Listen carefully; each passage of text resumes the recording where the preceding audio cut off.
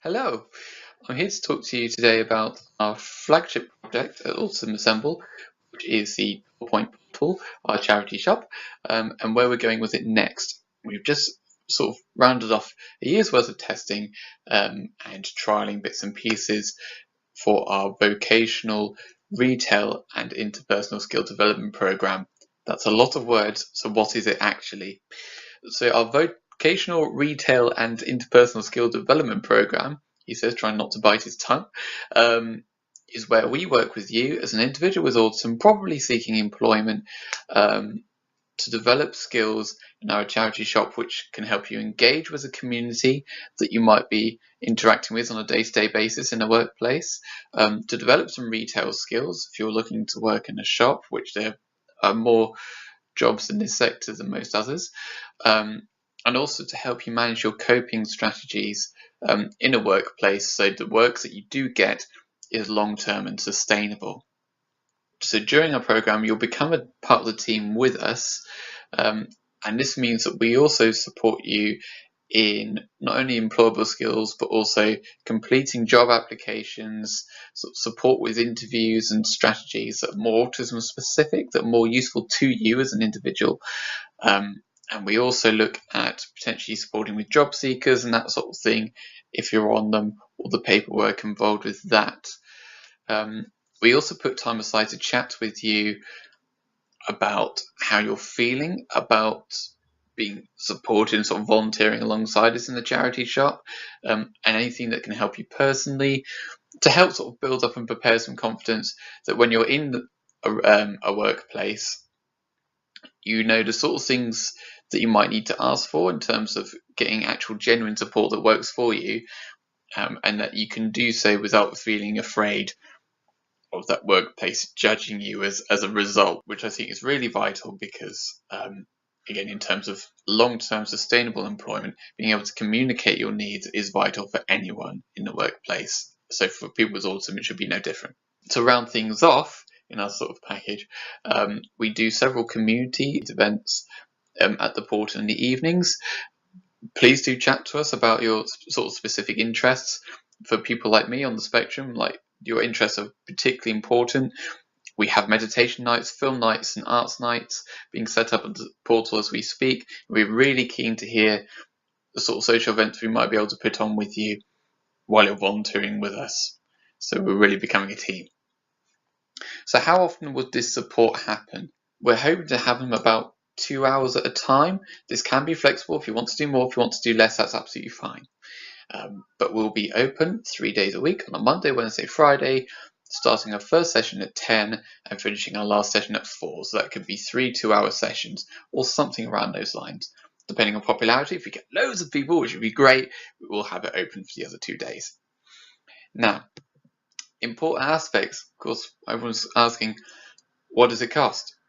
We're looking to charge about a rate of £6.50 an hour, and this covers and only covers the rent of the shop, which is about £400 a month, and the bills, the electricity, water, broadband for like the Wi-Fi and that sort of thing, which all those cumulatively are about £80 a month. We're conscious of not charging any more than we need to because, I'm aware that lots of people in the community that I know with autism, we have our financial pressures, and like say in terms of securing support and that sort of thing, it can be a struggle sometimes economically, depending on what background you're from and that sort of thing. We don't want to be exclusive, we want to be inclusive as much as we can, so we charge only what's helping us sort of break even and keep the portal open and running on a monthly basis. That's all we want to really charge people.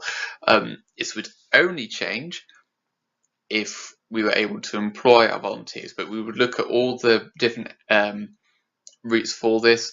We might be able to get funded from somewhere else to be able to do this, but for realistic terms, this is a charge that we need to do beforehand, and this bit of the service is free, obviously. If you are interested, we will help you look through potential funding streams, to get this paid. So we will help you on the way to be able to secure the funding to be able to work with us and for us to get you into that jobs that you hopefully really, really want, and making it as sustainable as possible through this initial vocational development.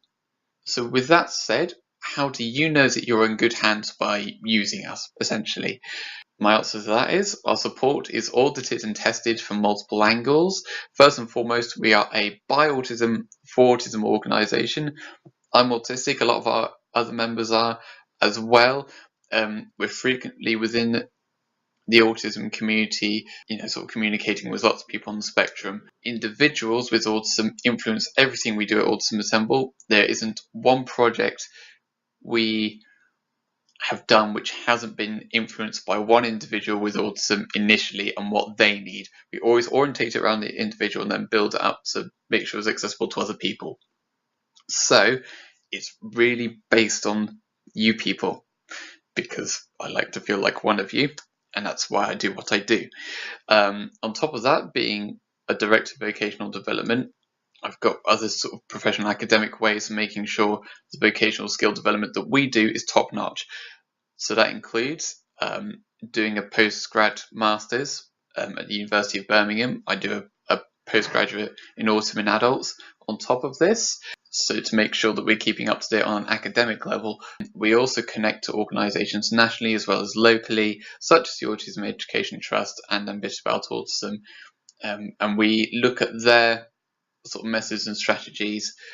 So although they're not directly linked into this project, we're always making sure that we're keeping up to date with what they're suggesting is good practice, and all of their stuff, from having volunteered with them and sort of been part of the youth groups and that sort of thing as well. I know that their stuff is very much influenced by individuals on the autistic spectrum as well as, as standard. I feel that our stuff's in good hands if we're mirroring what we do off of them, as well as looking at the community and looking at that academic level. So we're really well reinforced in that sense. If you want to apply, obviously, if you email us at autismassemble@gmail.com, probably appear over here somewhere, send us a message on Facebook, or pop into us. Again, our charity shop, it's on 62 4th Street in Tor Point. Don't be afraid of the ferry, it's really sturdy. So if you don't live in Cornwall, please do come over. The ferry is not actually that scary. So I hope that's been useful for everyone. Like I say, really excited about this. I've been funding the portal out of my own funds, my own work for a while. Obviously, with the amount of stuff that we're taking on, the amount of stuff that I'm taking on, it's no longer sustainable, because with all of the costs there and all of the cost of the other things I do, I don't actually work enough paid hours, as well as looking after my own autism and health and that sort of thing. So again, charging the bare minimum I can, but doing so, giving still as much as I possibly can into really ethical, individualized autism support that should hopefully provide really positive results, and supporting somebody with autism all the way in a way that is, really personal to them, that doesn't take advantage in any way whatsoever, and should hopefully be a really good model for things in the future. So I look forward to hopefully seeing some of you guys soon.